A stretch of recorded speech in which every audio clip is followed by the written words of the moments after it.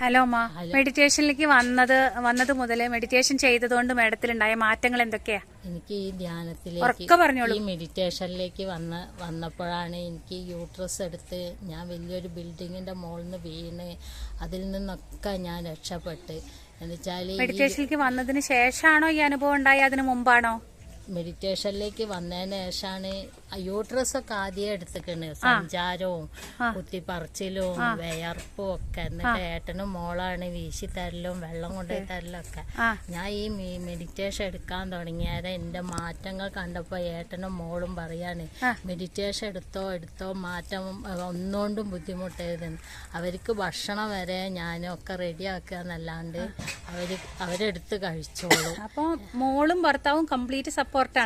അതെന്തുകൊണ്ടാ ഈ ധ്യാനത്തിലേക്ക് വന്നതിന് ശേഷം മേഡത്തിലുണ്ടായ അനുഭവം കണ്ടിട്ട് എന്റെ ഈ സഞ്ചാരം വിയർപ്പും കാണണം മേഡം. അത്രയും മാറിയതുകൊണ്ടാണ് മാറി. ഇപ്പൊ നല്ല ഈ വേനലില് പോലും എനിക്ക് ആ സഞ്ചാരം അറിയണില്ല, ആ വിയർപ്പ് അറിയണില്ല, കുത്തിപ്പറിച്ചിൽ അറിയണില്ല. നാളും മോള് കണ്ടപ്പോ പറയാം, അമ്മ എത്ര ഇതായി, അമ്മ ആ ധ്യാനം ചെയ്തതിനെ കൊണ്ടല്ല അമ്മയ്ക്ക് ഇതൊക്കെ മാറ്റങ്ങൾ വന്നതെന്ന്. ഏട്ടന് ഭയങ്കര സപ്പോർട്ടാ, ഏട്ടനും മോളും. അതെ അല്ലേ? ഓക്കെ. അപ്പൊ ബിൽഡിങ്ങിന്റെ മോളിൽ നിന്ന് വീണു പറഞ്ഞു, അതെന്തുണ്ടായി? ബിൽഡിങ്ങിന്റെ മോളിൽ നിന്ന് സ്റ്റെപ്പില്ല, രണ്ട് പിടിയില്ലാതെ വരി ഇറങ്ങിയിരുന്നു. ഇറങ്ങുമ്പോ കാലം എവിടെയാ തട്ടിയ ഒന്നും അറിയില്ല. പക്ഷെ എനിക്കൊന്നും ഞാൻ നട്ടലും വാരിയെല്ലാം ഒക്കെ പൊട്ടിയിട്ട് മെഡിക്കൽ കോളേജിലായിരുന്നു. അനങ്ങാതെ മോളും ഏട്ടനും എന്റെ ആങ്ങളേന്റെ ഭാര്യമാരും ഒക്കെ കൂടി എന്നെ രക്ഷപ്പെടുത്തിയത്. പക്ഷെ ഞാൻ ജീവിച്ചതാ. ഇപ്പൊ ഞാനൊരു ജോലിക്കും ഒട്ടോട്ടം ഓടുന്നു. അതെ, അപ്പൊ ഇത്രയും ആരോഗ്യത്തോട് കൂടിയിട്ടല്ലേ ഹാപ്പി ആയിട്ട് നിൽക്കുന്നു.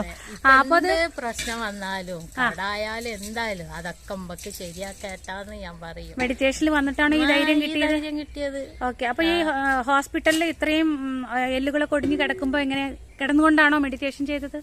അന്ന് മെഡിറ്റേഷൻ ഇല്ല അല്ലേ?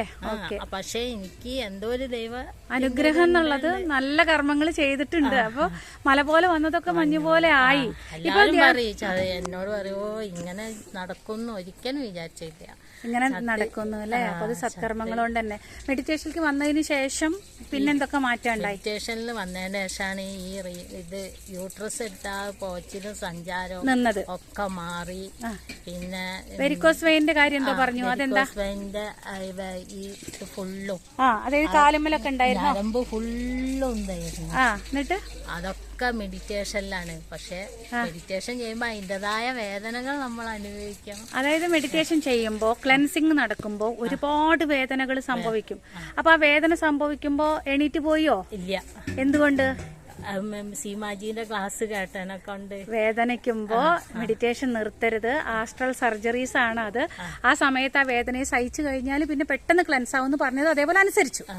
അതുകൊണ്ട് മാറിയോ വെരിക്കോസ് വെയിനൊക്കെ? എല്ലാം മാറി. എവിടെ ഒന്ന് കാണിച്ചു തരൂ. ഇതൊന്നല്ലേന്ന് എന്റെ കാലിന്. ശരി, അതൊക്കെ മാറിയല്ലേ? ഒരുപാട് മാറ്റായി.